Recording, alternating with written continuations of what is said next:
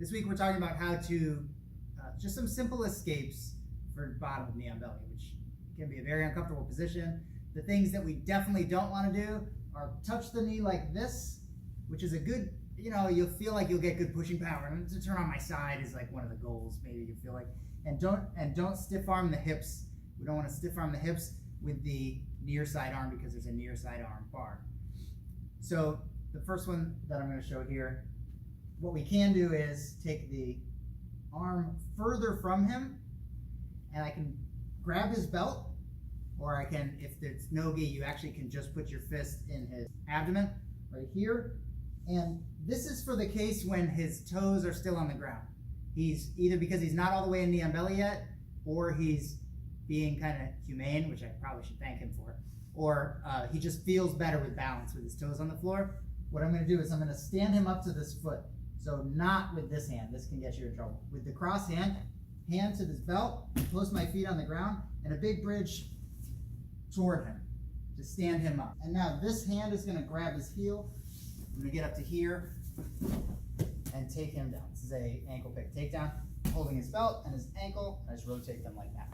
Again, this escape is for the top guy whose toes are on the ground because either he feels like he has better base here, or he's not fully committing yet to all the weight on my belly. I'm going to take the cross hand, the one further from it, and put it on his belt. And I'm going to put my feet on the floor and get a big bridge toward, from his toes toward his heel. I want him to stand up.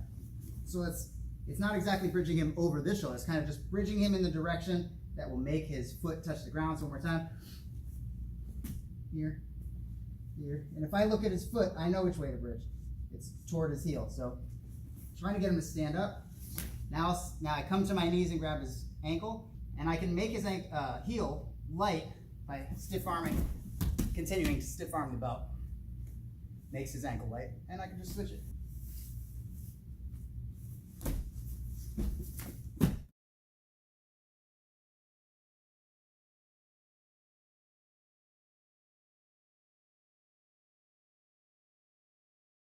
We talked about a not fully committed knee on belly where his toes were still on the ground. And I mentioned that can be for balance, but the reason that they'll have their toes off the ground is for more weight, usually, or in some cases, mobility.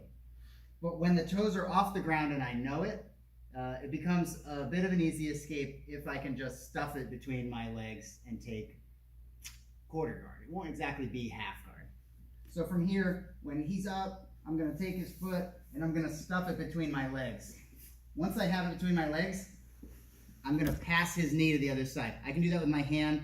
Probably a little safer to do it with your forearm, so let me do that one more time. I'm going to stuff this foot, and I'm going to use my hand or my forearm to push his knee across my body.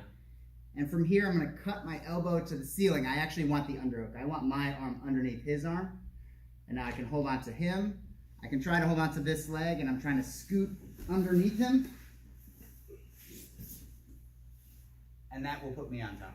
So if the toes are floating, this will be harder with the friction of the ground involved too, and possibly some weight on his toes. But if all his weight's on me and the foot is floating, it's a good opportunity to feed it in here, use my arm to pass his leg, and that his weight is now off me. That's sort of objective number one. Objective number two would be to get out or a top position next. So I'm going to take this elbow and cut it between us. I don't go hand first. Elbow's right here, so I cut this in, and now I have the underhook. That's good for me. And I'm going to hold his waist, and I'm not going to let go with my thighs, but I am going to put my toes on the ground, and I'm going to try to hug this and gather him, and I'm hipping under him.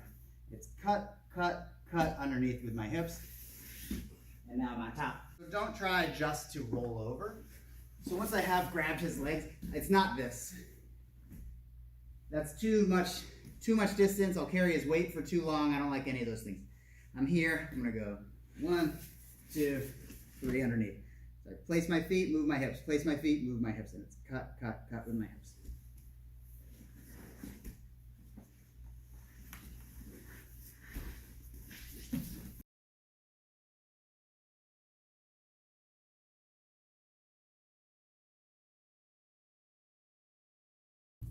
So from knee on belly, maybe he's thinking about grabbing my collar, whatever he's doing, I come inside and I catch this wrist and I put my shin in the crook of this elbow.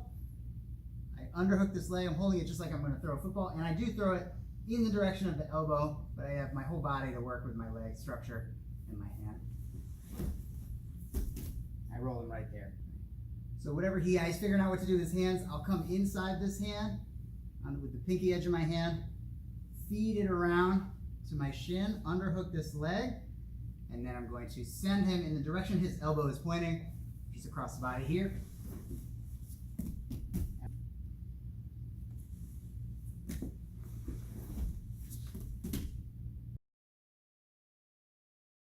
This one is for a not yet fully weighted knee on belly, perhaps during a pass. So if he gets my legs to the side, and he starts coming around, and I can catch his thigh with my knees before he gets too low in altitude to basically fit. It's a great way to off-base them backwards. I could easily follow this up and get on top. It's not a leg entanglement, and my feet aren't crossed or anything. I'm just pinching his thigh like this. And now is a good time, and if he puts his foot out and he lowers his butt, now is not a good time. I'm not going to get in there as easily. Okay, so this one is for a not yet fully low altitude knee on belly. Comes around, moving on his way down. I catch his thigh, put him down. I could pop up and end up in a top position here.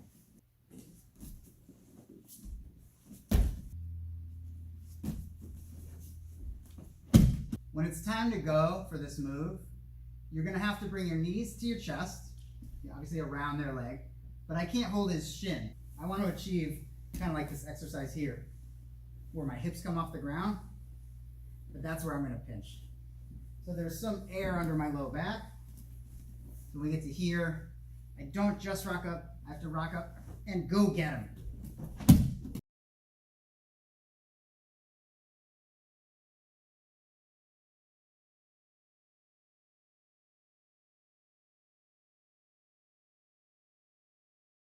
We also have to think about what to do from knee on belly when the person's not very high up. And this knee on belly happens a lot of times when someone is going for mount. So Taylor might take her shin, put it across my belly, and this moment right here is the beginning of not necessarily a punishing knee pressure situation for me, but it's the beginning of her going the rest of the way to mount. So go ahead. So this is like her ideal situation. She just continues on to mount. But if I can interrupt that moment in this low altitude knee on belly, where she's down here instead of up there, she starts driving across. What I want to do is I want to catch her foot with my leg here, and you can put your foot on your knee if you want. Makes a nice little structure that goes right through to the ground, and that a lot of times that will catch the person's foot well enough so that they cannot drive their knee across the mat. Meanwhile, I can start to set up this reversal. So the next thing I'm going to do is put my elbow next to her knee. Let's say she has a little bit wider base. Next thing I can do is put my elbow next to her knee, and I can push myself north. Depending on the size of my opponent, I won't be able to reach their foot here, but I would like to grab their foot. So I'm going to move north, collecting all the time so that it's actually in reach now.